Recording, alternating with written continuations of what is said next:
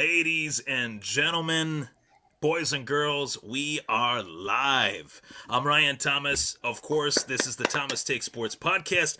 We promote this all day long for you, Bills Mafia. This is the Thomas Take Sports podcast, as well as the crew, the brothers, the Reed brothers, Scott and Jarrod Reed, joining me for, let's just say, a clash of titans, right? Three Buffalo Bills fanatics. One of us is a Doug Flutie fanatic, the other is a drinker of IPA, and one is a number one dad out of the three of us here. How about them apples? Well, welcome aboard the dad train, Jarrod. Thank you for adding that. I like that. I didn't see Scott's drink of the IPA, but yeah, we knew you were a Doug Flutie fanatic. Oh yeah. Yes. Hey, I got the mini helmet to prove it. Nice. Most recent edition. Very excited about that. So, of course, we're all Buffalo Bills fanatics here, and Scott and Swank have had me on their show Sunday Sessions many times. We've been able to do these collaborations. It's been truly awesome. And Bills Mafia, we got a fully loaded episode for you guys, and we're going to get started. I'm also happy to finally be in the presence of Jarrod Reed and finally get the chance to do a show with him. It's been a while. It's been since the Rager, right? It's been that long, buddy. It's been a bit. So I'm happy to be with you tonight. I think it feels so long because we haven't. That was the last time we were actually physically together. But I watch shows all the time, so I'm like daily occurrence. I see you. So. Yeah, I always see Jarrod Reed is watching. Jarrod Reed comments. I love it. So thanks for the support, buddy. No as always. Let's get right into it, boys. This has been a fantastic off season. Of course, I want to remind the viewers and the listeners that are tuning into the show to fire away some comments as you guys are tuning into this episode. Chime in, give us your take, give us your thoughts on all the things that we're discussing. This morning, earlier today, first and foremost, I want to address this right from the top. The whole DeAndre Hopkins to the Buffalo Bills discussion. Now, I came out and said this past week that if the Bills were able to land DeAndre Hopkins, it would change the Buffalo Bills.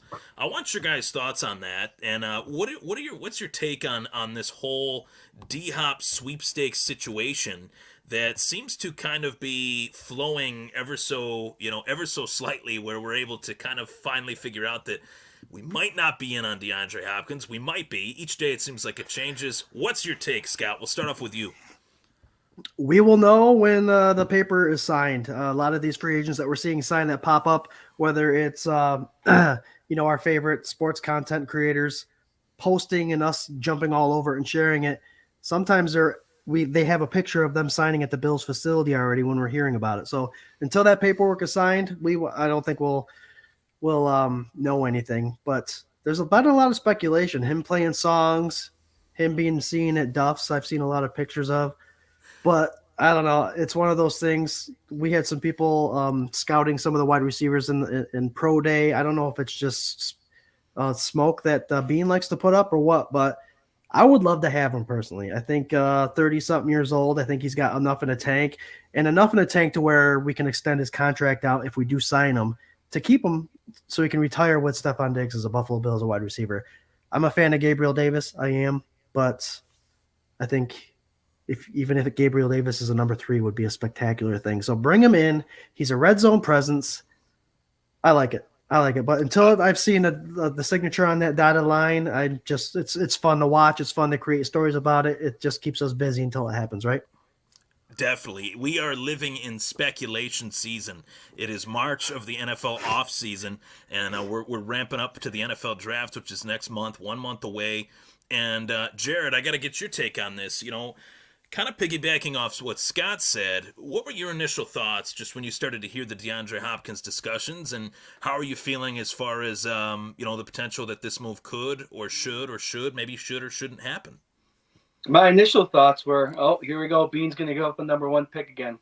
And if it turns out the same way, then I'd be more than happy. I know, DeAndre Hopkins is not only going to add his experience to the field if they were to bring him there, but his leadership and, again, his veteran presence. And that can just bode well with Shakir and any other young guys coming in there, especially the two young new talent wide receivers that are coming in that don't have much statistically speaking on the line, but being down for a reason, for speed and for little jet sweeps and stuff like that. So he's a good player. He puts up good numbers. He's a good leader in the locker room, and you couldn't ask for more. But that being said, I know I think Bean this morning said something along the lines of social media is social media. You can only take it for what it is. When somebody makes a call to a player, a player's agent, or to a team, it gets blown up everywhere. When that's only 1%. So a team is in it. Buffalo Bills are leading in the DeAndre Hopkins chase. Are we really, or did we just make one call? Who made the call? Was it Bean that made the call, or was it somebody else? So it'd be a great addition, but like Scott said, until I see it up on 24/7 Buff Fandemonium's webpage, I'm not believing it. And you will if it happens. That's for sure. That's for sure. Probably from Rob Mullen and myself, as well as you guys, will each post an article about how we're feeling about DeAndre Hopkins coming to the Buffalo Bills. Now, I want to remind the folks at home that are tuning into this. Of course, Scott and Jarrod and Swank have had me on their show a bunch of times. It's on 24/7 Buffalo Fandemonium. That's typically where you'll see all three of us. Tonight, we're doing something a little bit special. We're doing something a little bit different. Due to the fact that Swank is not with us tonight, we're going to be streaming from my social media platforms. So anyone that is getting this on Facebook, you can find it on my Facebook page, Ryan Thomas. You can find it on my Facebook page, the Thomas Take Sports Podcast. You can also find it on my YouTube channel, the Thomas Take Sports Podcast, as well.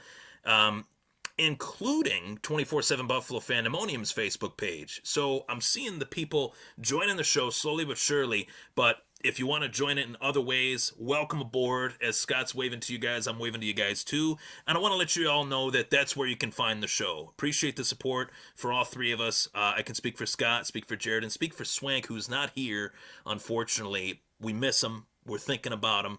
Thoughts and prayers go out to the pup at home, hoping that he recovers, he or she recovers. Can't remember, is the dog a boy or a girl? I should probably know that. It's a boy. It's a boy. That's what I thought. Okay, so yeah, definitely he's the dog's in my thoughts, and hopefully Swank's got some good stories to tell as far as being a dog dad, as we all have had moments of being a dog dad. I know I have. Yep. So, Yep. so in regards to the next topic, of course. We're in free agency season still. The Bills have made, to me, I'm quite shocked at how active Brandon Beane has actually been, despite the salary cap situation that the Bills have been in due to the Von Miller deal and a few others. Brandon Beane kind of pitched it to us like, we're not going to get as many moves this offseason. Well, the Bills have been pretty active. And I got to ask you guys, in terms of the Buffalo Bills free agent additions thus far, and we'll start with Jarrod on this one, what would you say, Jarrod, is the biggest free agent move, in your opinion, the best free agent move that the Buffalo Bills have made this offseason so far? Does this include bringing back players? It could. All right, well, got to go with Jordan Poyer. Okay. I think he's number one only because we lost Devin Singletary, who was one of my favorite players, and it's sad to see him go. You heard it here first. He'll rush for over 1,000 yards this year for Houston. But I think the Buffalo Bills locking up Jordan Poyer. So you're going to have Poyer.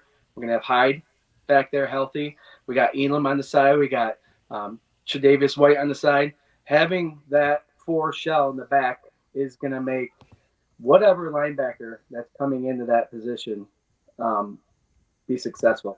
And we're going to miss Tremaine Edmonds for what he did, but I'm really looking forward to seeing what Beane does, and maybe still free agency. But even the draft to bring in somebody that's going to fill in that middle linebacker. And I'm hoping, like Mark Maddox said last week, that we bring in a thumper, somebody that's going to fill the gap, take on the lineman. And ultimately what that's going to do, in my opinion, is make Matt Milano, listen to this, make Matt Milano's game that much better. Because now he's going to be able to play true linebacker and come in and fill people in that hole and just be dominating. But it all started with the signing of Jordan Poyer. I got to ask you, Jarrod, let's do this as a two-pronged question. You said your favorite addition was a re-addition, a bring-back. What's the favorite Jarrod Reed new addition, that's someone that wasn't on this team last season? I got to say Hardy. Okay. He's going to be just another weapon that the Bills are going to have at wide receiver. Speedster. It's going to be interesting.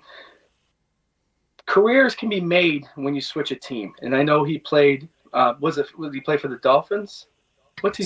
The Saints. Saints. Yep. The other guy played for the Dolphins, but Sherfield. so you could produce numbers with every team you have, and then you make a switch to a different team, and all of a sudden, it's a different scheme. You're being used different. The coaches see you different, and they're using you different. So I think that's what's going to happen here with Buffalo with Hardy, and he's going to be put in there, and he's just going to be plays left and right. And I think he's going to remind me a lot of like a Roscoe Parrish kind of guy. Throw the quick screens to him, and it's just going to be magical. And we're going to have, like we were hoping that we had last year, yards after catch with our receivers when we got Crowder there. But I think he's going to be a great impact. All right, Scott, the floor is yours. Who's your favorite new addition as well, potentially? Who's your favorite re-signing out of the guys that have been brought back to the Buffalo Bills? I'm a fan of all the re-signings of the guys that they brought back, so I'll just keep it general. My favorite pickup as far as someone coming from another team has got to be the running back.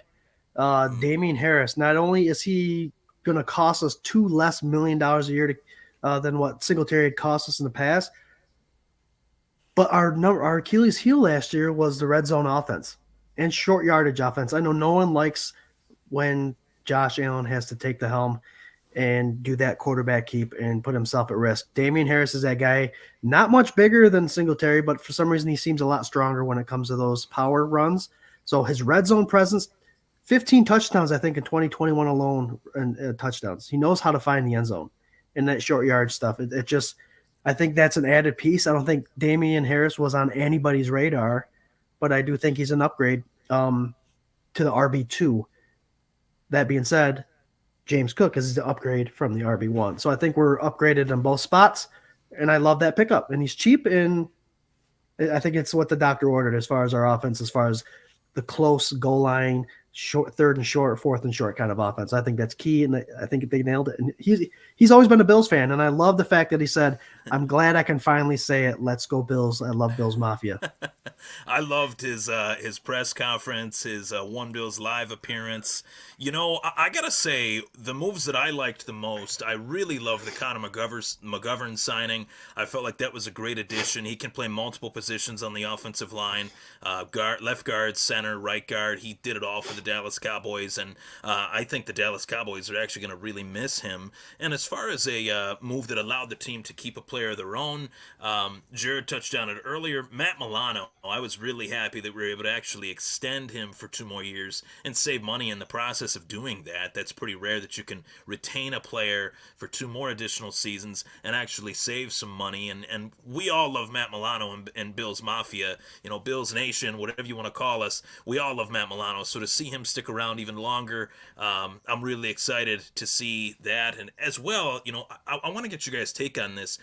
Did you expect to just see the amount of moves made that the Bills have made? Because I didn't, to be quite honest with you. As far as free agents, I feel like they've been very active in terms of adding to this roster, really all over the field. Did you guys expect them to stay active, or did you think that it would be kind of a quiet free agency period? I think that they had to. They had a lot of holes to fill.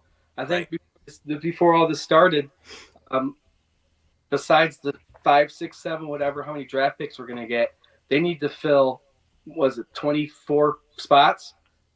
Maybe more. So I know a lot of spots need to be filled, so you have to find players here and there, but who they're finding is actually very intriguing and exciting.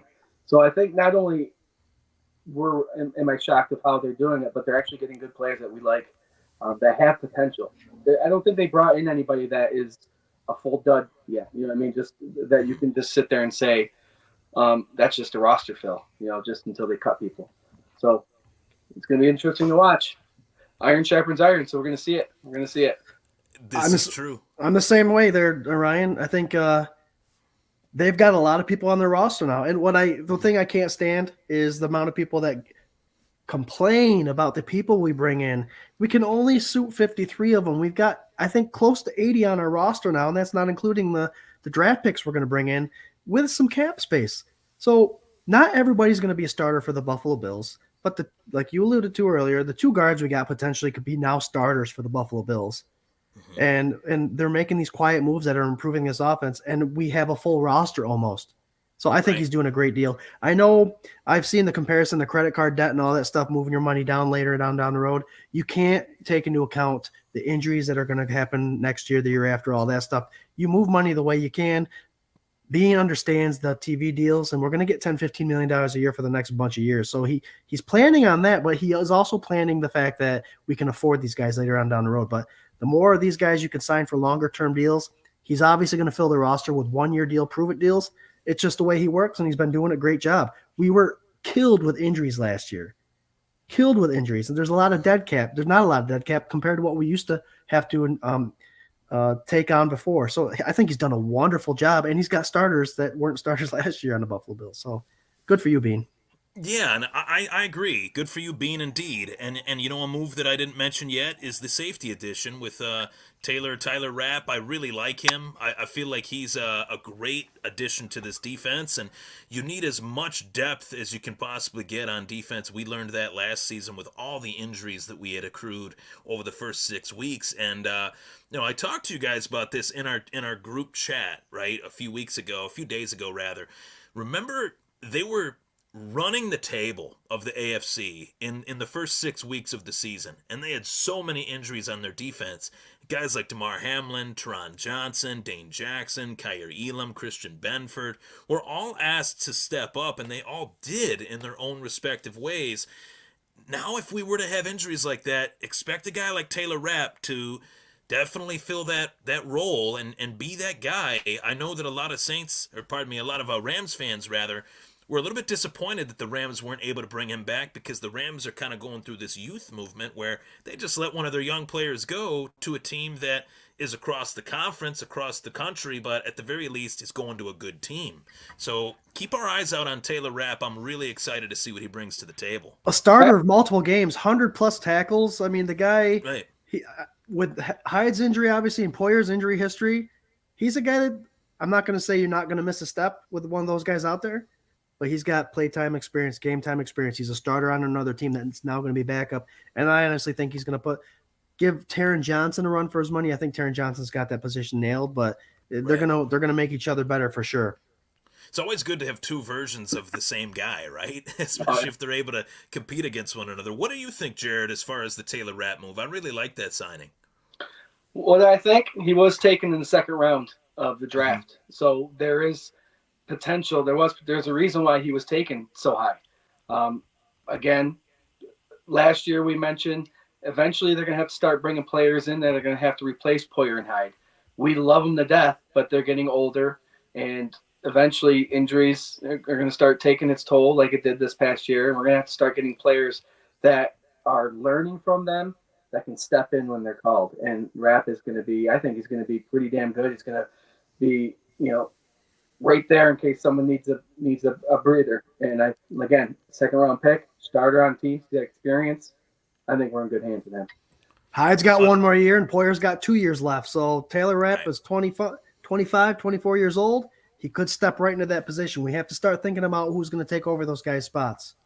I love that take, Scott. I will refer to this, unfortunately, but all good things come to an end.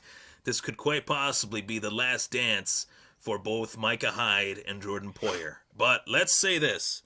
With saying that, as depressing as that is, you put together an all-time Buffalo Bills roster, and you would find Micah Hyde and Jordan Poyer in the back end of that secondary. No doubt about it. Shout out to both of those boys, doing what they do, running it back. Year, 7 that these guys have been at it together with the Buffalo Bills? So I'm happy that Jordan Poyer's back. He came to his senses, I think, and I think he would even admit that. I'm not going to leave my boy hanging. I'm not going to leave Micah Hyde hanging. It's not going to happen. Henry Jones and Lawyer Malloy you wouldn't have in there? Listen. No, I'd put Poyer and Hyde above him. I would. I love those guys. I love Henry Jones as honorary number 3. I love Henry Jones. Yeah. Poyer Hyde in this day and age are the top 2 defenders back there. But if you're going to go back to the 90s, you have Mark Kelso, you have Henry Jones, you have those guys back there that you have to get a little nod to because they were in 4 Super Bowls, so they were playing That's some true. tough defense, and they had to slow these offenses down that had to try to keep up with Jim Kelly and the K Gun. So Mark Kelso and Henry Jones and Leonard, there's Yeah, Jim Leonard was a stud yeah. for Buffalo. Yeah, that's true. That's true. So, One guy that just popped into my head was Jared's Troy talking Vincent. Leonard Smith. He came from Leonard Smith, Arizona. yeah. The guy Oh, could hit Leonard like a Smith. son. Yes. Okay, that's one. That's Leonard- one. That's But- definitely But one. Jim Leonard was a defensive Jim Leonard back. was, he was pretty good. He was all right. Not too bad for a short white guy Jim like myself. Jim Leonard spells his last name with an H. Did you know there's an H in that Leonard? Yep. Yeah, I did. Actually, yeah. Yeah, he did It's play like for Buffalo. But I'm Leonard Smith. If you ask Mark Maddox, he would tell you Leonard Smith was up there Stud. with Steve Atwater and Ronnie Lott and all those thumping safeties. So he put ahead of his time, right? Ahead of his time. Yeah. Oh yeah. For Oh, sure, yeah. for sure.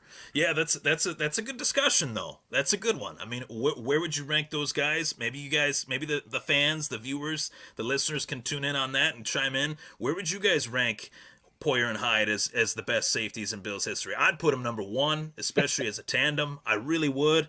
A shout out to those guys though. They're all Bills legends, no doubt about it. Circling back to the free agent additions discussion, I was talking about this. I gave about 15 minutes. Bless you. I gave you about 15 minutes last week in terms of the show last week, my podcast, in regards to Kyle Allen being the new QB2 for the Buffalo Bills. I want to get your guys' take on this because the way the Bills explained this was really interesting in terms of their process looking at new quarterbacks as backups to Josh Allen, feeling like they can trust Josh Allen now, fully to the point where if Josh Allen were to go down, they don't necessarily need a veteran to help him learn in the process of potentially being his backup if in fact Allen were to go down. They got a younger guy that they could groom to be better than what he is now so that when he is ready to play, he'll be a better player for it. What do you guys think of that concept with Kyle Allen? What do you think of Kyle Allen as a backup? Scott, I'll give that one to you. I would like the Buffalo Bills to bring in someone that kind of resembled Josh Allen, other than just his last name. But Kyle Allen's 27 years old. He's been in the league since 2018. He's an accurate quarterback, except for last year for Houston. It's one of those things. I think Swank always mentions this. If a backup was to come in and have to play 4 games, can he win 2 of those games for you? And I think Allen is one of those guys. He's got game time experience. He's able to go through the progressions. He may be even, I'm not going to say it, read the defense a little faster than Allen does, because I don't think Allen does a good job reading defenses. Which Allen are we talking about? But if he can come in, win 2 to 4 games, if he has to, I think that's a good thing. I'm going to see the Buffalo Bills. They're not going to bring someone in and keep him for more than 2 years. I think this is just every year they're going to bring someone else in to hopefully spell Josh Allen if he gets injured. Hopefully it never happens, but it's inevitable. It's going to happen at some point. And if you have to, you got to win half the games for us. I think Kyle Allen can do that. I really do. What do you say, Jared, in terms of your evaluation of Kyle Allen as the new QB2 with the Buffalo Bills? Again, Scott touched on most of those parts, but 27 years old. He's a young guy. He's young. He's 6'3", 210, pretty stout. But I think he's moldable still. He has good receiving talent out there in front of him. I think last year, Devin Singletary was my guy all the way. If you said Cook was going to take over, I would have said, no, Cook needs another year. If Devin Singletary was back with the Bills and it was Cook's there, I would say Cook had the advantage this year. I think the running back spot increased big time for the Buffalo Bills, which also will help the quarterback. So Kyle Allen's going to have a great running back behind him that he can, if Josh likes to make plays, Josh Allen loves to make plays. If Kyle Allen gets stuck back there in the game and he needs to do a quick dump off to the running back going left or right, we do have the running backs for that. We have a tight end that's great for catching. And like I said, the receiving core is good. So I think it's the people that are surrounding him that will make him comfortable. And if he needs to come in, will make it so he can manage the game well and not have to go out and win it. Our Josh Allen likes to go out and just win it. So sometimes he refuses to do the dump offs and try to squeeze it in somewhere, where I think Kyle Allen might have a safer game, which might be beneficial to him. I like that. I like the idea to what Jared touched on, and you touched on it too, Scott. He's 27. I feel like there's more room for him to grow to where, there's more of a chance that Kyle Allen could be a long-term solution to the backup issue. I know that they've had a revolving door of quarterback backups to Josh Allen since he got here, whether it was, Trubisky, Keenum. I want somebody that can be Josh Allen's backup for the foreseeable future. And if they can help develop and evolve Kyle Allen to the point where Kyle Allen recognizes that and saying, hey, why would I go to a bad team when I can be a backup on a very good team? It's always a question of, does a backup want to play, or does he want to become a better player for a couple years and then play? And I think that's going to be a very interesting situation for Kyle Allen in terms of answering that question come next offseason as well, because it's only a one-year contract. Right. So something to keep our eyes on as well. And it's all based – it's what he thinks of him. Like you said, we've always had backups that were starters. Now we're bringing a backup that's always been a backup. So if he's okay with this role, keep him. Right. We got a lot of comments here. I'm gonna go to Dan Marsh's comment. Yeah, thank you. He says Doug Flutie stunk. Sorry. Dan, so that's a favor. We know go watch football games with Doug Flutie in it. we know who he's a fan of, a guy by the name of Rob Johnson. Yuck. Jeez, what is he talking about? Dan Marsh, welcome to the show. Welcome to the show, Dan. Hey, your opinion's your opinion, my friend, but he's not a fan of Heisman Trophy winners, I guess. I guess that's the case. I don't know. Are you not a fan of Hart? Because that's who our QB number one is. That's what he's all about is Hart. Okay, Doug Flutie was Hart. All Hart. But Doug Flutie won games. He did. He did his thing. It is what it is. He was fun. Said, look up Doug Flutie highlights. Go watch the 97, 98, 99 season. Watch the game. You'll probably change your mind. I think so. So in terms of the next comment, Bruce McKellar, he says he likes the Kyle Allen signing. He's also got a picture with two of my favorite Buffalo Bills alumni, Mr. Darryl Talley, and of course John Fina, it looks like. Oh no, that's Phil Hansen. Yeah, that's Phil Hansen. Even better. Gotta get close to it. Bruce McKellar is actually one of our bloggers on 24/7 Buff Fandemonium's website, guys.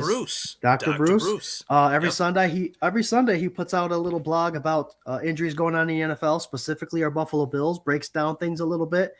His latest one, stingers or burners, and he's not talking about 40 times. I love that article, Dr. Bruce. Thank you for that. He explains a little bit about what stinger and a burner is and how that affects people's nerves and all that stuff going through their neck and their arm. But if you haven't been there yet, go to www.247buffandemonium.com. New website, merch, blogs, everything. Thanks, Dr. Bruce. Yes, indeed. So this comment is Chris Christian. He says, I kind of wish we would have brought in a little better backup than Kyle Allen, especially with Josh being a quarterback that runs so much. And this is a great comment, boys, because Sean McDermott's been more candid this offseason, I think, than ever before. We've watched a lot of Sean McDermott press conferences, media, days and things of that nature heading into the season or combine or week to week. We watch all that stuff. I know I do, and I know Scott does, and I'm pretty certain Jared does too. And I'm not number one fan for a reason. And in terms of that, did you guys see recently Sean McDermott, what he said about Josh Allen and his running ability? All I saw was McDermott said something about things are going to change. Yes, he did say something I can't get the exact quote, but I'm paraphrasing here. He did say that we're going to make that workable, which means they're going to tone it down a little bit with Josh Allen in terms of, hey, if it's 3rd and 5 and you need to get that extra yard to get us the first down, go get it, young gun, go get it. But if it's 3rd and 11 and it's a snowstorm, get down. Get down, guy. Get down. Sometimes it's all about field possession. Punt that ball, get them buried inside their 10-yard line, get the ball back at the 50. You're all set. Sometimes you have to play that game. I agree. What do you guys say to that thought? Jared, I'll start with you. Well, I think Allen changing his game. Bean also said that Allen's undefeated when it comes to injuries, so he works through them. Allen's getting older. I think he's getting wiser. He's still going to make those plays if he needs to. We'll see what the offensive line looks like. He might have better protection this year. I know the offensive line ranked kind of bad last year with pass blocking. But we'll see. I would love for Allen to stay in the pocket more, but we see that injuries happen just as much in the pocket as they do outside the pocket. I'm going to rewind myself. If Allen needs to take off, he's going to take off. He has control of where he's going and who's around him, and not sitting there in the pocket to be a sitting dummy. Go, Allen, go. I'm still for it. I tried to be nice. I tried to say, let's change it, but I don't want to. Allen's going to be who he is. He's got to be who he is. Like I said, if he runs away from the pressure inside the pocket to get somewhere, he's in control for the most part, and I'd rather have that. Jared, you got to look a little deeper in what he's talking about, okay? Leslie Frazier is taking a hiatus, taking a break, and he might not be back next year. McDermott is calling the plays. There's an adjustment being made in the play calling. So I don't think he's actually talking about Josh Allen. I think you may have his foot up Ken Dorsey's ass, telling him, use the running backs that we specifically got to come out of the backfield to catch the ball, screens, sweeps, circle patterns, angle patterns, all that stuff. That may be exactly what the Bills need to take the pressure off of Josh Allen. Josh Allen came out and said a couple of years ago that he does not dump the ball off. He does not utilize a running back. And yet now we have 3 running backs that are very successful in the pass game. It may be a little bit of a redirection, not actually talking about Josh Allen, but putting the boot in Dorsey's butt and telling him, get Josh Allen to throw it to the running backs more often. I think there's a little bit more behind that. I like that both all together. Yep.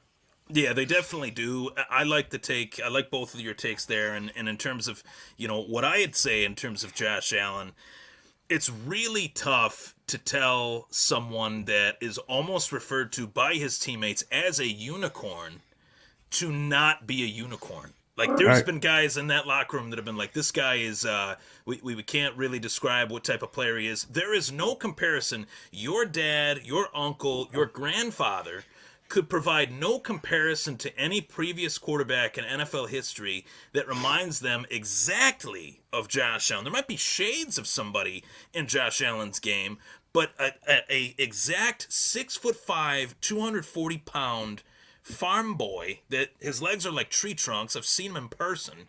He defies logic in terms of his ability to run and find the lane in terms of his vision as a runner. So it's really tough to tell that guy, hey, don't use your God-given abilities, and we're going to whittle your God-given talent down so that, we can win our way. It's like, well, this guy's helped us win a lot of football games playing that way. So It's very tough. It's very tough, but I definitely get where Sean McDermott's coming from on that. You got to add one thing, Josh Allen. That's all you need to do. Make that last read to the running back. If it's not there, then you go. Just add one more read to your resume. Right. I like that, especially if James Cook or Damian Harris or Naheem Hines are on my fantasy team. Just throwing that out there. All of them. Ryan, real quick, I do want to mention there's a lot of the K-Gun Report followers on today. We were going to have our Leap of Faith drawing today, and unfortunately, life happens. Our buddy Swank is at home. I'm thinking the worst. I think he has to put his dog down. So I think this is one of those situations where we kind of had to work with the fly, and he's got to be home with Doggy, and we would all be home with Doggy too. So the Leap of Faith, the Fandemonium Wheel of Destiny is going to take a hiatus. We're going to do it either in a couple weeks here. We'll let you guys know. We'll keep you updated on that. But we are going to spin it. We got a lot of donations. Thanks to all of those people that donated already. But it's going to be up for a little while more. So donate, help out the Tice family. Total Loss House Fire. It's up on 24/7 Buff Fandemonium's page, and the Leap of Faith will be continued in the later weeks. Yeah, I just want to add that. It's not a scam. So if you go onto our site and you see people saying it's a scam, it's not. I saw 2 things already on there that Scott did a tag to everyone and said, we need to postpone it. That's the reason why, because our buddy Swank's going through a rough time, so we're putting it off a little bit. It's not a scam, guys. And the followers of the show and stuff like that know how we are as people, and we're true to the name. So. Right. Yeah, I can attest to that as well. I've seen it in person in terms of the events that you guys have provided me the privilege with attending, of course, that you guys are all about trying to give back to the community and obviously bring about fun times to Bills fans that we didn't get those opportunities, guys and gals, for 3 years. We were literally, trying to get accommodated to this weird world that we were living in from 2020, 21, and 22. And now that we can kind of branch out a little bit, we want to, see some faces. And I know I'm looking forward to the next Rager and the next opportunity that I got a few things in the works in terms of bar events and things like that I'll be inviting you guys to. And I'm excited to get that stuff started. So definitely during this summer, I want to tell you guys that are tuning into this. That's a hell of a We're all tease right about there, meeting man. you. That's a hell of a tease, right? I want to go to a bar and do a show with you. Yes, that's gonna happen.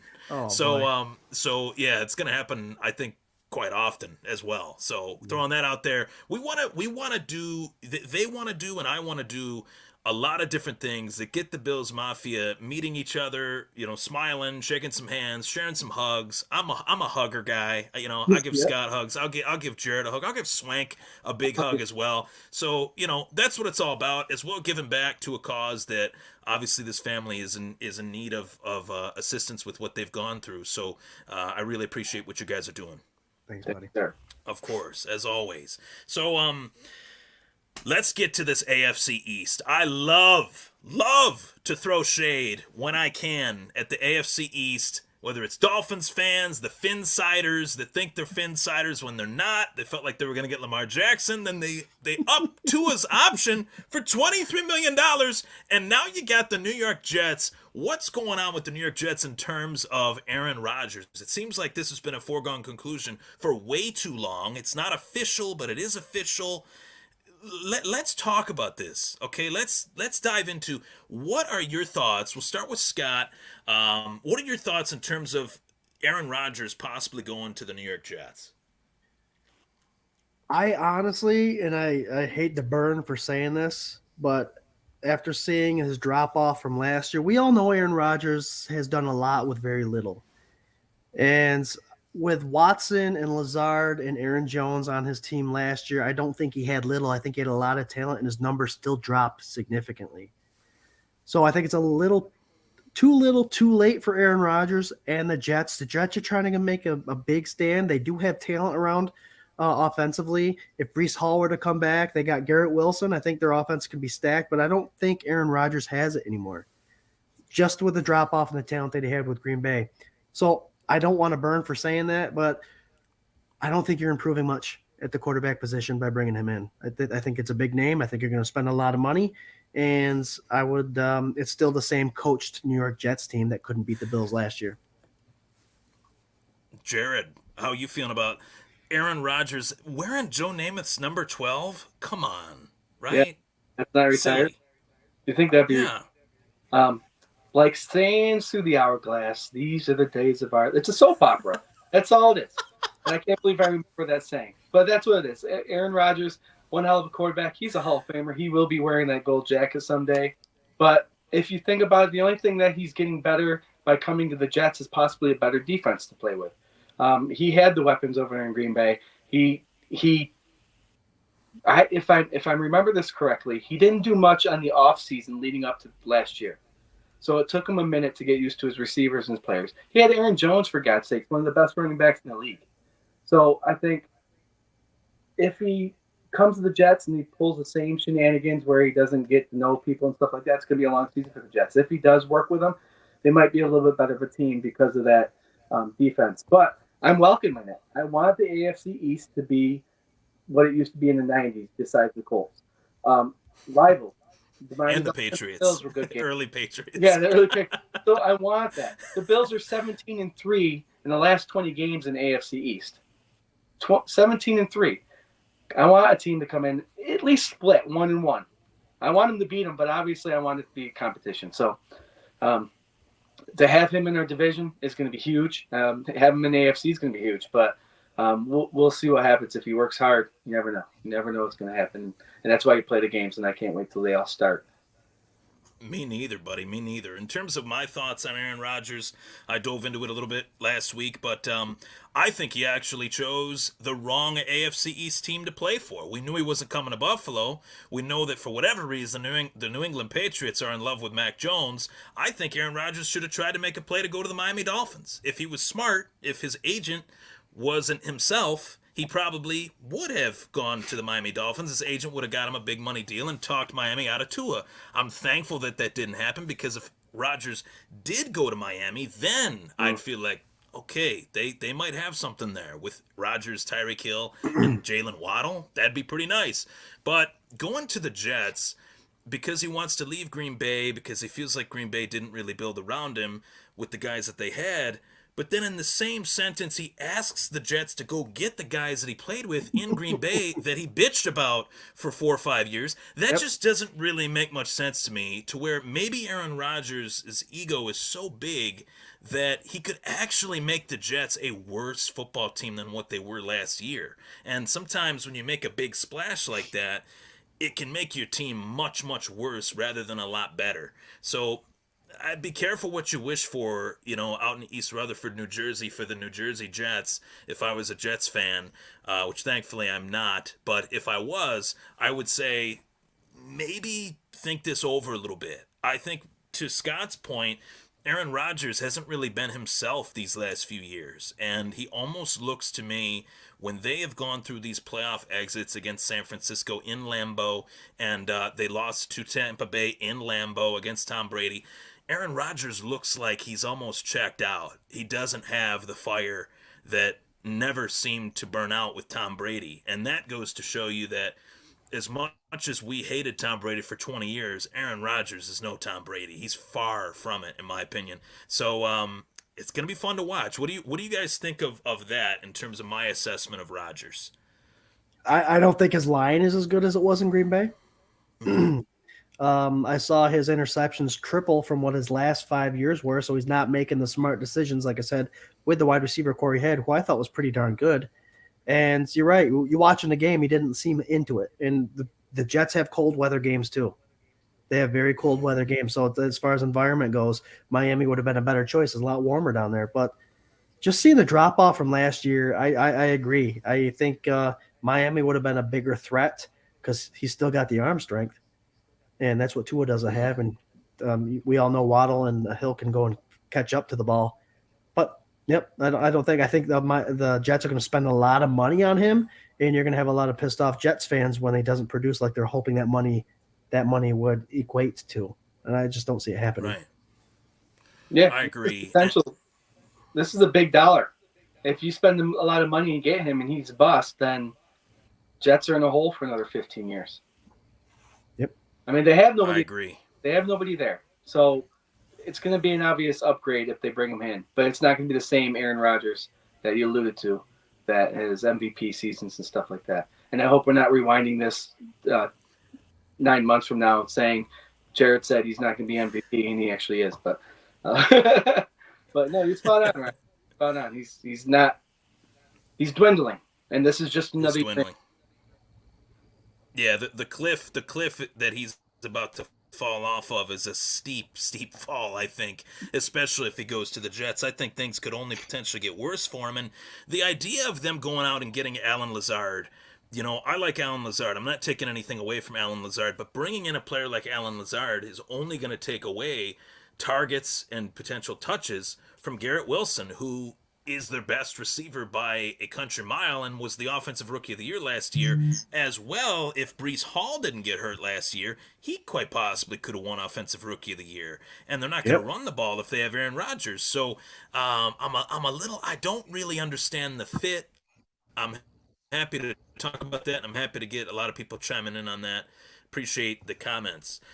In terms of the rest of the AFC East and the competition, Miami brought in Jalen Ramsey, who is the son of Josh Allen, as well, the nephew of Stephon Diggs. So I want to get your thoughts on just Jalen Ramsey, Jarrod, in terms of him going to the Miami Dolphins. Is he him, or does he think he's him? What are your thoughts on that? Again, I think he's aging too, and he's a type of cornerback that likes to eyeball the quarterback. He's a cornerback that eyeballs the quarterback, and that's why he gets beat so much. When you have players like Stephon Diggs running patterns against him and Allen, and I think it was Gabe Davis that noticed that when they played against him with the Rams, that picked up on what his tendency was that game. Mm-hmm. So I think, welcome to the team, but I think Diggs is going to beat you a lot more. I'm just nervous that these refs like these other AFC East teams a lot. You have Sauce Gardner for the Jets, who gets away with a lot. Already. Now bringing an all-star like Ramsey to the Dolphins, and Dolphins have one hell of a secondary too. How's that going to play? Is Ramsey going to be able to play hands-on a lot this year? And I know he plays off a lot. That's why he's able to keep his eye on the quarterback. But is he going to get away with a lot? And sometimes those wily bets do, and we'll just have to see what happens. But I know Diggs and Allen, Uncle and Daddy, have his number. Yeah, Stephon Diggs is definitely going to be his uncle, and Josh Allen is going to be his father. It's just, there's no doubt. Guys, you know what's crazy? And we did touch on this in terms of Allen and the Dolphins. Outside of a day that you could see the rubber that was built into the turf burning from how hot it was during a game that they lost, as well as Charles Clay dropping a wide open touchdown pass, Josh Allen to this minute would have never lost to the Miami Dolphins. He'd be undefeated against the Miami Dolphins, right? Oh yeah. I mean, what more do you have to say than that? And the ball was right there in Charles Clay's hands, and we had third string offensive linemen, guys throwing up, passing out on the sideline, and we didn't even get a fan. We had fans. We had more Bills fans than Dolphins fans. I'm talking fans on the sideline for our guys that needed to cool off. Revenge was a dish best served cold. And right? even in that last one, even with the heat there in the desert, the fact that we had an opportunity to win that game. We were driving down inside the 50-yard line, and if we would have been able to spike the ball, we would have kicked that field goal to win. So. Yep. Part of me wonders if the fate of Isaiah McKenzie not running out of bounds was what sealed his fate. I hate to say that, but that was kind of like what set the wheels in motion, maybe this guy's not coming back. Maybe this guy's not coming back. I love McKenzie, though. I wish him nothing but the best. Week four, that mistake. One mistake, Week 4, that one mistake, dude, you cost us a game. You're gone in the offseason. Well, you're right, Ryan. Right. Josh Allen does own the Miami Dolphins, and it isn't just Josh Allen versus that defense. McDaniel, I think he's been exposed as a coach. I don't think he's that great of a coach. Not as good as they once thought he was. And he's one of those guys. Somebody needs to put some knuckles in between his eyes. He's just an idiot. Violence never solves anything. I know, but it helps. It helps you feel better. Just his remarks. I mean, he's a cocky dude wearing a shirt, trying to be cool. He's one of those guys that, only got picked on because he tried too hard. I mean, I never picked on anybody, but stop. Yeah, he needs to stop. He needs to stop being the trendy coach. Coaching wins games. Mark Maddox always says that coaches need to set these players up to be successful. And if we're going to talk about coaching, I think our coaching is a lot better than Miami's coaching, and that's why we will continue to win against them. I agree too. And guys, I definitely want to touch on this before we, wrap things up. We got a couple talking points here, but the fact that Leslie Frazier, I have not talked to you guys since Leslie Frazier decided he was going to take a break. And Scott touched on it earlier in the show, and you guys know that I speak pretty loud whenever I have an opinion. It's really hard to shut me up, right? So when the season ended, due to the way that it did, and their defense looked the way it did against Cincinnati, I really wanted them to move on from Leslie Frazier. And I'm being as respectful as I could be. In terms of saying that, I wanted the Bills and Leslie Frazier to just mutually part ways. And ultimately that happened with Leslie Frazier taking this year off. But do you guys think, and this is all speculation because we'll never know what went on in that room between Sean McDermott and Leslie Frazier, but do you guys think that this was more of a mutual decision so that Sean McDermott could take the reins back, or do you feel like Leslie Frazier will be back next season? And I'll start with Jarrod on that one. Yeah, that's a tough question. Going back to that Cincinnati game, if you watch the whole game, they did switch to a man defense in that second quarter when they started to shut them down a little bit, and then all of a sudden they went back to zone, and that confused the hell out of me. And I don't know if that was something that was discussed between McDermott and Frazier that they decided to go back, but it's all done. But anyway, yeah, because just last year they were talking about Leslie Frazier going and coaching, being head coach for a team. So how do you go from that to just being pushed to the side? And I don't know what the idea is behind it. rumor is the fact that maybe they're just giving him an honorable discharge. But to see if he comes back, I don't know, because obviously it came out yesterday that McDermott's saying that he probably is going to be playing or calling the defense now this year. So I don't know if did they fire him or is he still part of the organization? He's no longer a part of the organization. Okay. But technically, if he came back, he'd still be under. They'd be able to, renew his contract. Is from what I've gathered. Yep.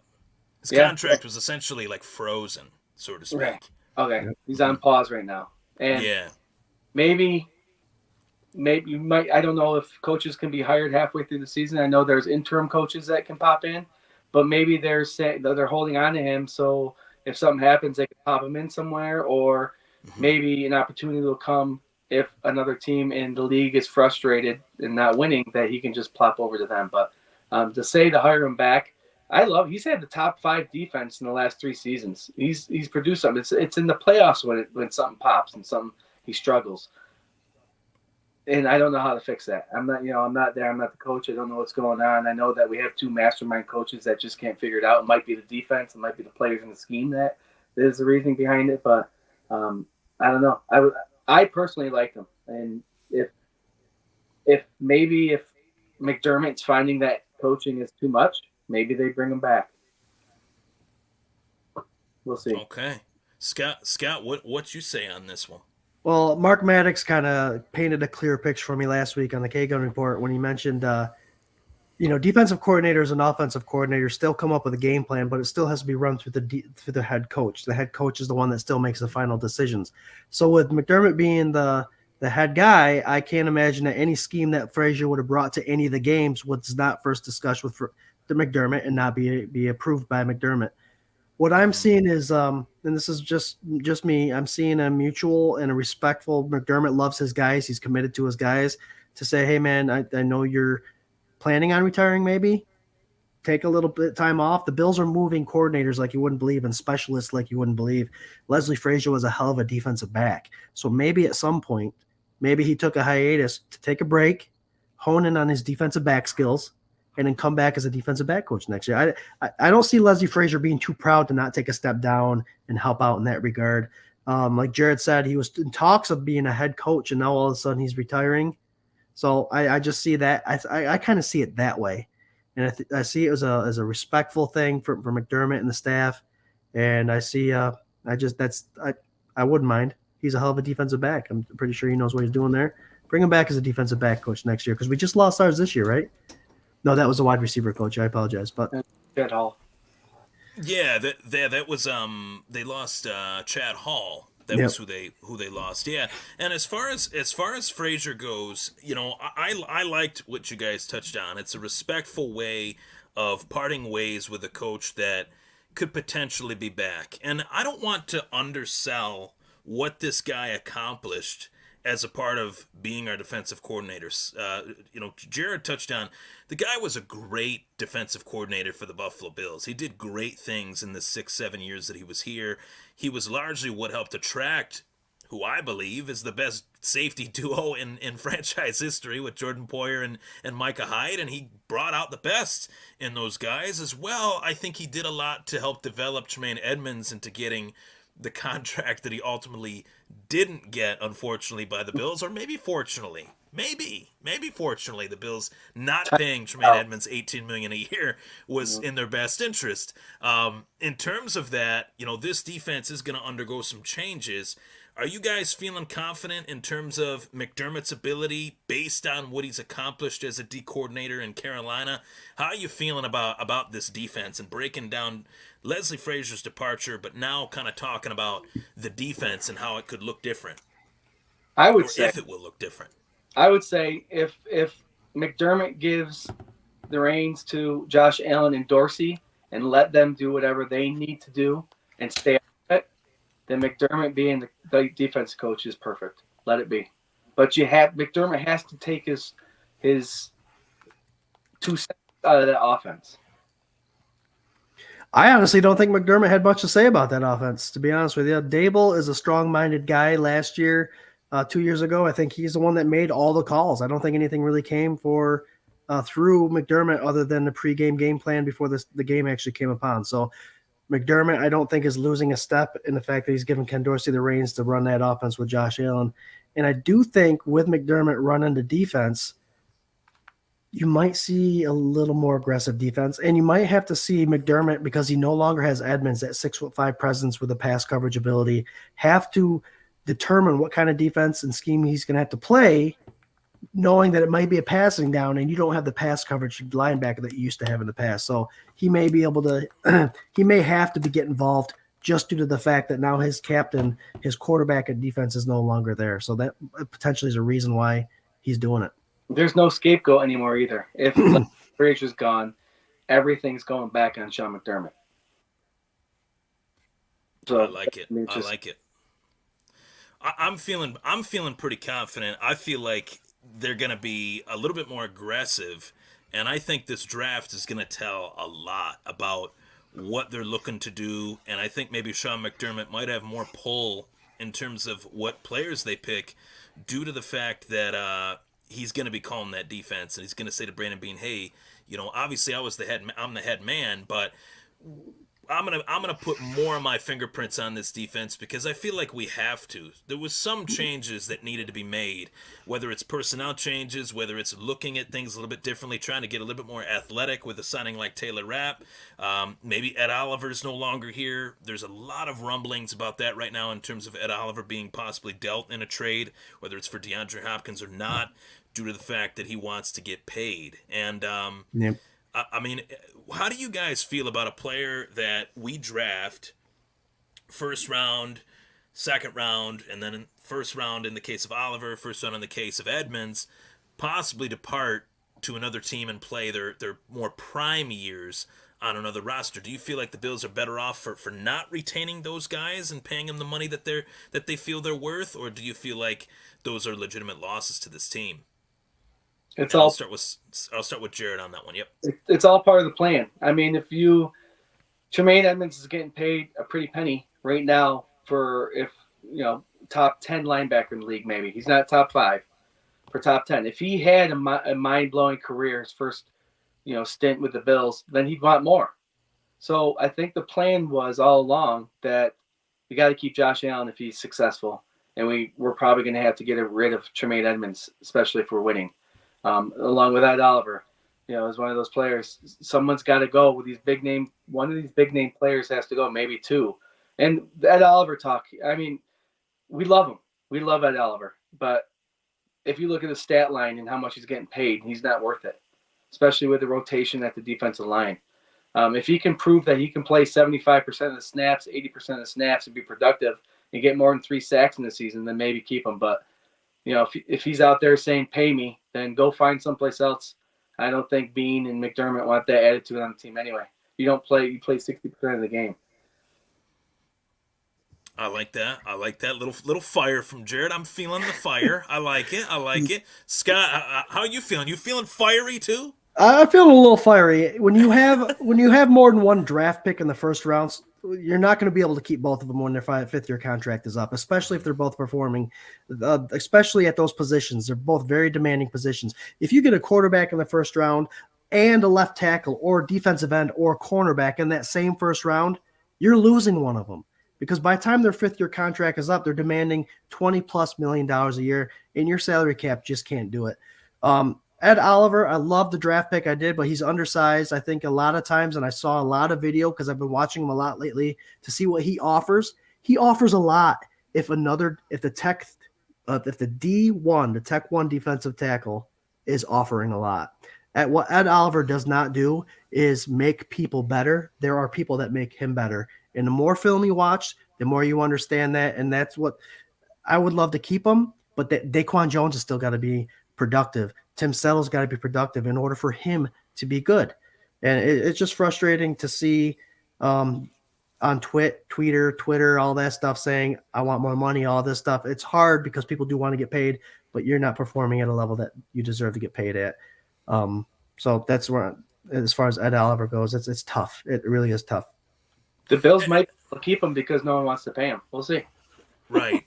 And to attest to this, we do have a recent example. It's a different position.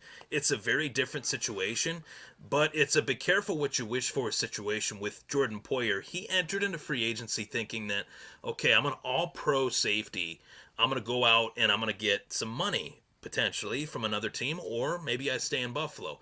Test the market is what they refer to it as. He tests the market, and he doesn't find an offer that is more than what the Bills are willing to offer, because there were 18 other safeties that were starting safeties in the National Football League outside of Poyer that were free agents. It was the worst year for him to try to test his value. So Ed Oliver, the one message I'd say is be careful what you wish for. You just might get it. And if you're under contract on a 5th-year option, you can get traded. And you don't have a say in where you go when you get traded. And if you get traded to the Arizona Cardinals for DeAndre Hopkins, have fun. Be careful what you wish for. I do believe, to Scott's point, when Harrison Phillips went to the Minnesota Vikings, it really hurt Ed Oliver in terms of his ability, because I think when Harrison Phillips was healthy, they were a really good duo. But it definitely changed things for Ed Oliver. And the same with Star Lotulelei. When he got hurt, Ed Oliver's his production went down. Right. So we're talking about the defense. It's a big topic right now with McDermott calling the plays now. Tremaine Edmonds is gone. And a lot of the additions that they've made, retaining, Jordan Poyer, retaining Matt Milano, bringing in Taylor Rapp. And I do expect more additions to be made on this defense, which brings me to basically my final point of the show. And this is the biggest talking point right now. It should be the biggest talking point this offseason. In terms of which position do we want to see targeted in the first round by the Buffalo Bills in the 2023 NFL Draft? That's the big discussion, I think, that should be made based on the Bills picking 27th. They've filled this roster, as we've talked about, with plenty of free agents that we didn't expect them to be this active, and we're happy that they were. They filled a lot of really good holes with really good players, rather. So what do you guys say in terms of how do you see the Bills attacking this first round of the 2023 NFL Draft? Honestly, Jared will say, what did you say, Jared? Offensive lineman. There you go. Middle linebacker is a big to do, I think, but I don't think there's anybody in the first round I think is worth for a linebacker. Combine is one thing. They weren't very impressive there. Because I believe film tells the story. You can run as fast as you can at the combine, all that stuff, but if you're productive and the film shows that you're a good instinctual player, that'll boost you up. Offensive line, we don't know what Spencer Brown's all about. We don't know what that back injury is bringing. And if the Bills are focusing with bringing in those two guards, Dawkins on the left side, Mitch Morris in the middle, right tackle, I think you bring in the right tackle in the first round to potentially switch over to left tackle in the upcoming years when Dawkins' contract comes up. And I'm looking at Broderick Jones, Paris Johnson, Peter Skoronski. I think those are 3 guys that if they fall to the Buffalo Bills at 27, it's a can't miss with either one of those 3. I like those picks. I like those players, especially Skoronski. He's going to be a tough one to get. I would love to have a jersey that says Skoronski, and I hope he picks number 69 if it's available. Well, you can pick 0 now, too. You could, yes. Guys. Reed Ferguson 69. That's right. That's not going anywhere. No one's getting 69 from Reed. What am I thinking? Jared, what do you say to this? Offensive line, right? Yeah, I love the offensive line talk, but if Jack Campbell's there, we'll see what happens. This might be another year where Bean moves up and gets two spots in the first round again. We'll see what happens, but I'm not going to be upset if it's an offensive lineman or a middle linebacker, but I'm gearing towards offensive. It's not going to be running back. I think Fandemonium and Mafia's got to get their head off of that. It's not going to be the running back. I think we're filling our spots in receiver, but O-line is where I'm going. O-line or MLB. Yeah, I think had they not brought in Damian Harris, the Bijan Robinson sweepstakes would have been sweeping through Buffalo for sure. Maybe Oh yeah. Buffalo trying to trade up for him, but Damian Harris shut down that talk, and I'm really excited for that addition. To Scott's point earlier in the show, I feel like he's got a nose for the end zone, runs nasty, runs hard. He's an old school runner. He loves to run through people's chests, so I'm happy that they were able to fill a running back hole in free agency. But for me, guys, it really depends on what we talked about in the beginning of the show. And to bring it full circle, as I like to do, to circle back, as I like to do, if the Bills don't get DeAndre Hopkins, I do think there's a receiver out in this draft that they should go target. Maybe maybe two or three that they could go target in the first round of this draft, because you look at this team, guys, they're coming up short based on firepower. I don't necessarily feel like it's their defense that's letting us down. Our defense can be fixed. I think there's a lot of room for improvement with this defense. If we could out firepower the Kansas City Chiefs, which we've shown we can do that, but we need to get a little bit better. We need a little bit more. Josh Allen needs more bullets in the chamber to fire, right? So I think there's Zay Flowers, there's Jordan Addison. I don't know what range those guys will go. I mean, obviously their draft stock might rise after the combine and the pro days and things like that. But I would really love to see the Bills add a receiver at the top of this draft. There's three receivers that could fall to us. There's a Quentin Johnson, who's an enormous guy, red zone presence, 6'4", strong guy. He's from the Horned Frogs, TCU. But Jordan Addison is a guy that could play a number 2 position in Buffalo. Jackson Smith-Njigba is a good name from Ohio State. Ohio State. Yep. And then Zay Flowers, like you mentioned, had a wonderful, wonderful pro day, and we had scouts there from Buffalo. So who knows what they're doing, but they can all produce. There's a lot of talent. This draft is – I said this last year, and I believe this from last year, and I think it's this year. This draft plays out where all these guys are projected to benefit the Buffalo Bills. We can get a wide receiver, an offensive lineman, or a middle linebacker in that first round. There will be one available. The same goes for the second round. The third round is a big safety round. I think there's someone there that could potentially be a backup. It's just a wonderful draft. I think it works out to the Buffalo Bills' favor this year. And this might be a hot take, and it goes back to the DeAndre Hopkins discussion. You know, there's a lot of rumors right now about who would it include in terms of acquiring DeAndre. Would they trade Ed Oliver and or Gabe Davis? If Gabe Davis is included in this trade discussion, I don't want to have it. I'm sorry. I know he had a really up and down year last year, but you have to build a pipeline in sports, whether it's the National Football League, whether it's the NHL, whether it's baseball. You have to build a pipeline, and at that position, this team needs a pipeline. Stephon Diggs isn't getting any younger. DeAndre Hopkins isn't getting any younger. Those are win-now players. But Gabe Davis, Khalil Shakir, and whichever wide receiver, in fact, that they draft, I wouldn't even be opposed to, if they did trade for DeAndre Hopkins, to still draft a wide receiver in the first 2 rounds to go all in and just bolster this entire offense and make it a freight train like we know it can be, right?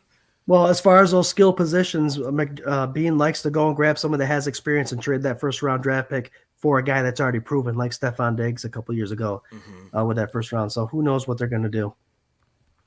And there's a lot of rumors, like Joey Hatch just said, that Buffalo has a hard time developing wide receivers, which I don't think they have a hard time doing it. My biggest gripe, I've said this to Scott and Swank, I feel like Sean McDermott doesn't trust the rookies. He wants the rookies to earn their way. Where 7 out of 11 starters on the Super Bowl Chiefs defense were rookies. So it's like, guys, let's just let these kids play. The kids are all right. They're all right. Just let them do their thing. Right? Plus, McDermott's a defensive guy, so I don't think he really knows much what he's looking at. On offense, Dorsey. No, so how much is Dorsey going to get a say in terms of year 2? A lot more this year, I think. A lot more this year. He has to. Yeah.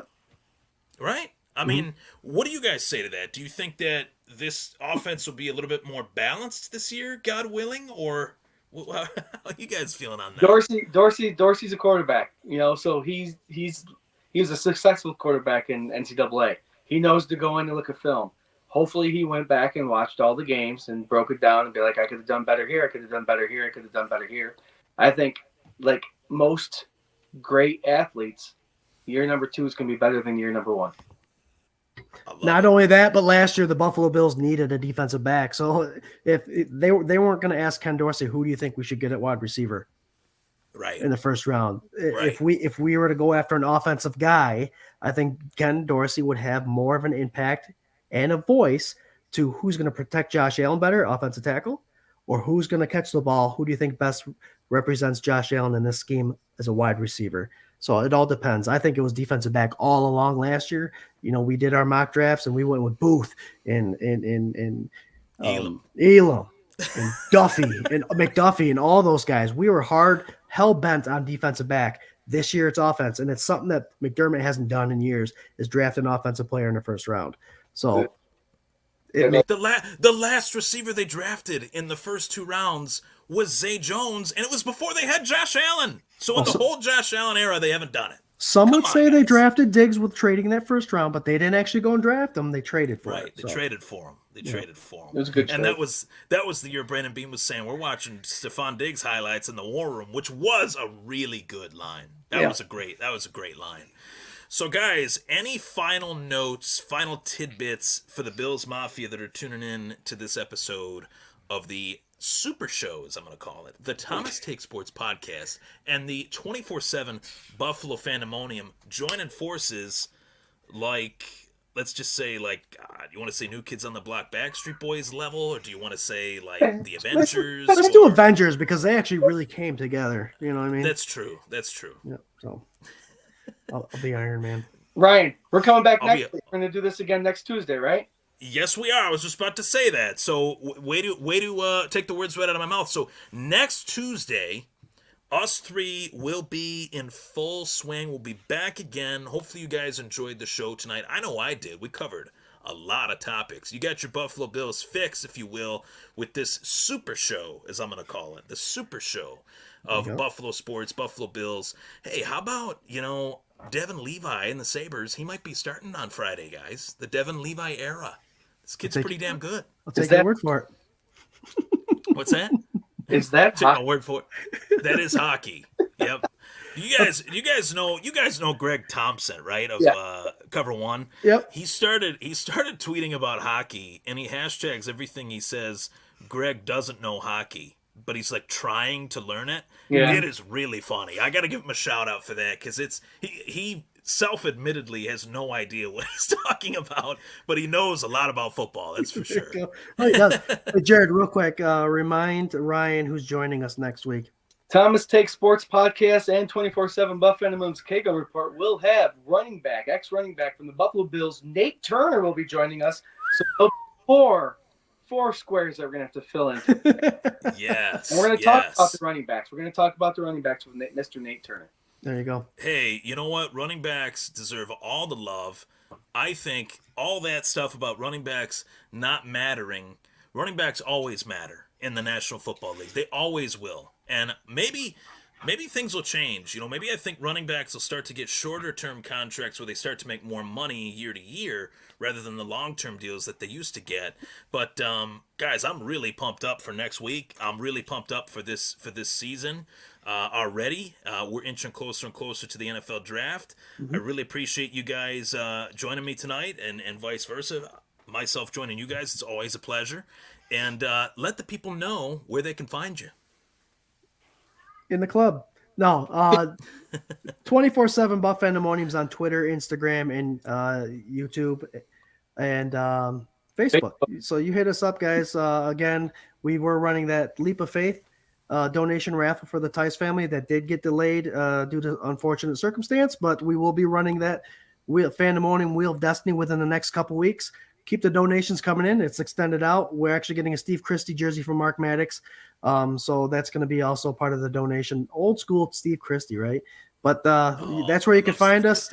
Guys, we do polls on our page. We do a bunch of stuff to keep you guys active throughout this offseason. Jarrod does a whole bunch of who am I's and did you know. We like to educate. We don't like to tell you information. We like to give you information. So you take it as it is, and we just like to keep that page active. So join us up, 24/7 Buff Fandemonium. Ryan at the Thomas Take Sports Podcast. Thank you, bud. I love doing this super show with you. It's always fun. Yes, this is the super show. That's for sure. I gotta say, I have a lot of work to do. I did post a couple articles in terms of the free agency. I want to be more active on that. I've just been so busy with the day job, but I do have an awesome article on Deontay Hardy. It was a short one, but I think in terms of what people think on Hardy, it's very different from reality. This guy is a burner that can stretch the field. Mm-hmm. I can picture Josh Allen's deep ball falling into his hands as he falls into the end zone. So it's going to be very fun. As well, to answer one last comment, Joey Hatch asked me, if you took a running back in the first round, who would it be? It's Bijan Robinson. This dude is a stud. I think he's the best running back to come out of the draft since Adrian Peterson. I really do. I don't know when he's going to get picked, but he's going to be good. I do think he's a bell cow. He's a bell cow. That's not what the Bills need. If they get a running back, it's going to be Jahmyr Gibbs from Alabama. The guy's a receiving back out of the backfield and can fly. So I had to say that out there, Ryan. I do. Yeah. Bijan would have been awesome, but he's not going to be there. I think he's out of range for the Bills. No, I don't think there's any chance the Bills are going to get him. I think he's a top 15 pick. Right. Top 10. I agree. Yeah. But, man, if he's sitting there, I'd be hell-pressed not to say, push that button. If he's sitting there, you run up to that damn podium. I'll hand in the card if they have to. I'll tell you what, though. If he's sitting there, Bean is saying, who wants this guy at 27? That's what Bean's going to be doing. If he's still at 27, that's probably true. Bean's going to be like, all right, give me another second-round draft pick. And, yep. So we'll see. Big baller Bean. Yep. You know it. Yeah, this was awesome. Thoughts and prayers go out to Swank and his pup at home. And I miss him. I miss the Saturdays with Swank. I had a lot of your followers tuning into the Saturdays with Swank, and I asked my followers on Twitter, do you want more of that? And about 69% said yes. So I'm feeling like that's going to be a regular thing. Right. He's just so smooth. I mean, he's a singer, all that stuff. He's got that smooth voice. I mean, that's the something about the K-Gun Report is we're not all hype. We're not all about, and same here. We're not jumping around, yelling at the screen. We're just guys hanging out, talking Bills football. And Swank brings that same kind of vibe to it. We do miss him and hope the best for him for sure with his doggy. But, prayers and thoughts. But, Jared, you got a final thought too? I mean, yeah, fire away, Jared. Come on. Yeah, man. you can find Scott, Jared, and Swank at Twitter at Scott Jared Swank 24/7BF. That's what our Twitter handles. But yeah, 24/7 Buff Fandemonium on all Instagram, Facebook, Twitter. That's where we're at. Representing the FLX Mafia. Love the FLX Mafia. That's a group that 24/7 Buff Fandemonium came up with to represent the Finger Lakes area and the Buffalo Bills. And we're just bringing it all together. Look for more stuff on FLX Mafia page too, because I've been to a couple lakes, going to a couple breweries. It's going to be fun to look at. Can't wait to talk to you guys next week, Ryan. I can't wait to see you again. This is fun being with you. And it is. I'm looking forward to having Mr. Nate turn around to a Buffalo Bills guy. Scott, all righty. That is the knock. Got the knock. Gotta go. Go Bills. All righty, boys. Go Bills. Pleasure having you on. Thanks for tuning in, everybody. Thank you. With that, we're out. Go Bills. Go Bills.